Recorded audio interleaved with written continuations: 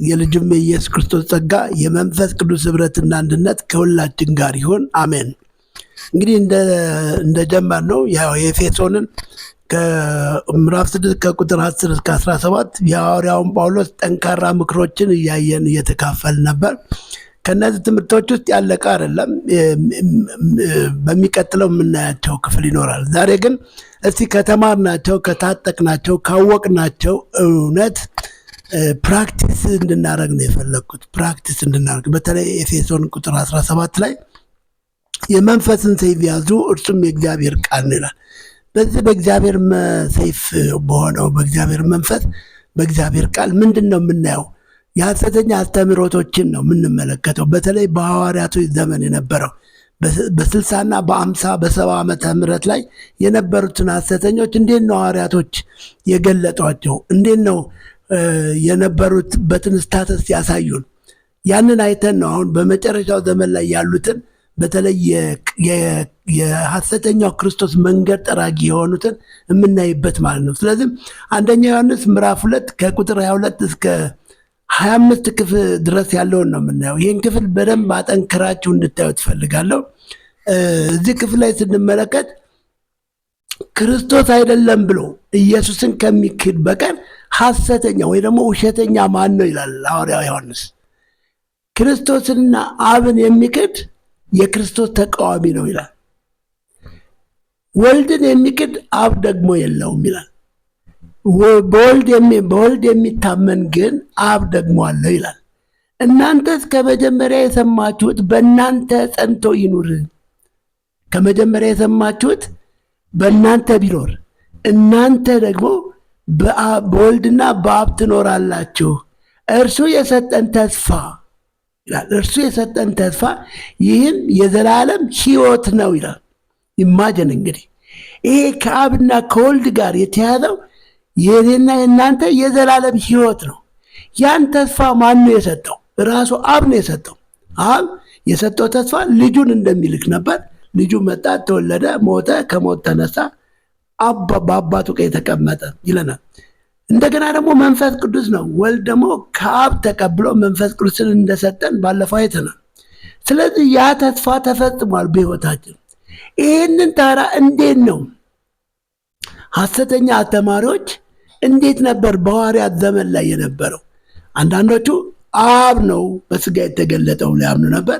አንዳንዶቹም ኢየሱስ ነው ራሱ ነው አምላክ፣ ሌላ አምላክ የለም ወይ ደግሞ አብ ወልድ መንፈስ ቅዱስ የለም ብለው ዲናይ ያደርጉ ነበር። the God of the Father and the Son and the Holy Spirit ስላሴ የምንለው ማለት ነው። ታዲያ ምንድነው የሚለን ዮሐንስ? እናንተስ ከመጀመሪያ የሰማችሁት በእናንተ ጸንቶ ይኑር። መቼ ነው የሰማው? በእናትና በአባትህ እኮ ነው። ገና ስላሴዎችን በቅንነት ያስተማሩ እግዚአብሔርን መፍራት የተማርክበት አየው።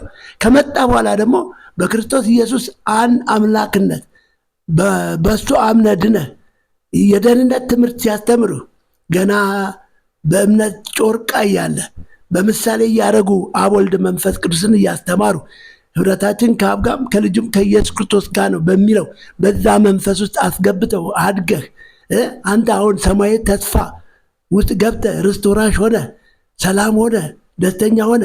ምንድን ነው አሁን ታዲያ አንተ የሚያስገመግም? ከምን መጥቶ ነው አሁን ስላሴ የለም አብ ወልድ መንፈስ ቅዱስ የለም ብሎ ዲናይ ሊያስደርግህ ሊያስገመግምህ ሲነሳ አንተ ወደኋላ ትመለሳለህ? አድገሃል እኮ። እነሱ እኮ ይሁዳ እንዴት ብሎ ይገልጻቸዋል ታውቃለህ? የሚንከራተቱ ከዋክብት ናቸው ይላል። እነዚህ ከዋክብት የሚላቸው የወደቁት መላእክቶች ናቸው። ሰይጣን ሲወድቅ ሲሶ የሚያክል መላእክቶች ይዞ ወድቋል። እነዚህ የወደቁ መላእክቶች አጋንንቶች ናቸው። ስለዚህ ሐሰተኛ አስተማሪዎችን ከነዚህ ጋር ነው የደመራቸው። የእነሱን ባህሪ ነው የወረሱት ማለት ነው። ለምሳሌ እዚህ ይሁዳ ሲናገር ከእናንተ ጋር ሲጋበዙ ይላል በፍቅር ግብዣቸው እንደ እድፍ ናቸው ይላል። ወንድሜ የልብስ ቆሻሻ አይደለም የሚያወራለን። ይሄ የማንነትን ቆሻሻ ነው። ይሄ የእድፍ የሚለው የሰውነት እድፍ ነው፣ ማንነት ነው። በዛ እድፍ የሆኑ የገቡ ሰዎች የአንተም ማንነት በአብ በወልድ በመንፈስ ቅዱስ አንድ አምላክ ሕይወት የተካፈልከውን የዘላለም ሕይወት ሊያሳድፉብህ ነው የሚለው። አየው። ሌላ በቁጥር 3 ላይ ምንድነው የሚላቸው ይሁዳ? የገዛ ኑፋቂያቸው የገዛ ነውራቸውን አረፋ የሚደፍቅ ይላቸዋል። ባስተምሯቸው አረፋ ይደፍቃሉ። እባብ የነደፈው ሰው በአፉ ላይ የሚታይ ልጋግ ነገር አለ። መርዝ የወሰደ ሰው በአፉ ላይ የሚታይ መርዝ አለ። በሚያስተምሩት ትምህርት ውስጥ ይህንን መርዝ ይረጩብሃል ነው። እኛ አሁን መጋደላችን ከደምና ከስጋ ጋር አይደለም። እነዚህ ሰዎች አይደለም፣ እኛ ከሰዎቹ ጋር አይደለም። በእነሱ የሚመጣው ያ መልእክት መንፈሱ የውሸት መንፈስ ነው። መንፈሱ የአጋንንት መንፈስ ነው። ይህንን ነገር አንተ ልትጠነቀቅ ይገባሃል ነው መልእክቱ። ስለዚህ ከመጀመሪያ የሰማኸውን አየው፣ ከመጀመሪያ የሰማው በእናንተ ዘንድ ጸንቶ ይኑርና እናንተ ከመጀመሪያ የሰማችሁት በእናንተ ቢኖር አብና ወልድ ደግሞ እናንተ ደግሞ በአብና በወልድ ትኖራላችሁ፣ እርሱም የዘላለም ሕይወት ነው። ማይ ብራዘር፣ አብና ወልድ መንፈስ ቅዱስ ለእኔና ለአንተ የዘላለም ሕይወት ነው። አየው፣ ስላሴ ለእኔና ለአንተ የዘላለም ሕይወት ነው። ይህንን የዘላለም ሕይወት ሊያስጥሉ ነው እነዚህ ሰዎች በተለያየ አይነት መልክ የሚሄዱት። በተለይ በሚዲያ ላይ በተለይ በሶሻል ሚዲያ ላይ ክፍል 1 ክፍል 2 ክፍል እያለ እስከ 19 ቢጠቅስልህ ይህ የሚናገርበት መንፈስ የእግዚአብሔር መንፈስ አይደለም፣ የዳቢሎስ መንፈስ ነው። ስለዚህ ይሄ አንተን የሚጥልህ አንተን የሚያስትህ እንጂ አንተን እንደገና ወደ አብ የሚያመጣ አይደለም።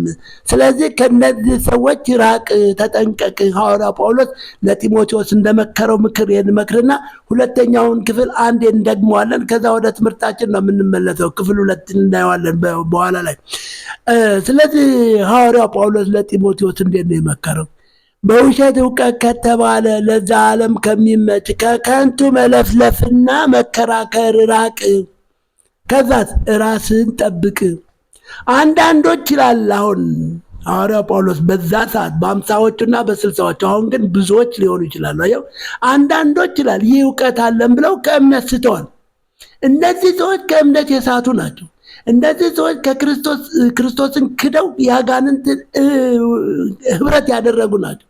ስለዚህ ልመክራችሁና ላጠነቀቃችሁ የምችለው የመንፈስን ሰይፍ ያዙ፣ እርሱም የእግዚአብሔር ቃል ነው። በዚህ ቃል እውነት እንድትነሳሱ እንድትበረቱ አደፋፍራችኋለሁ። በተለይ በእነሱ አስተምሮ የተጎዳችሁ፣ አእምሯችሁ የቆሸሸ መጠራጠር ውስጥ የገባችሁ ይህን አብ ወልድ መንፈስ ቅዱስ ስላሴዎችን እና ሼም ሊይዛችሁ የምትፈልጉ ሰዎች በእውነት ከዚህ በኢየሱስም ተፈወሱ። በዚህ ቃል ተፈወሱ። አእምሯችሁ በእግዚአብሔር ሰላም የተሞላ ይሁን። ውስጣችሁ በአዲስ መንፈስ በአዲስ ጸጋ ይሞላ። በኢየሱስም ከወደቃችሁበት ተነሱ። ይህ ቃል ያነሳችኋል። ተባረኩ። ሻሎም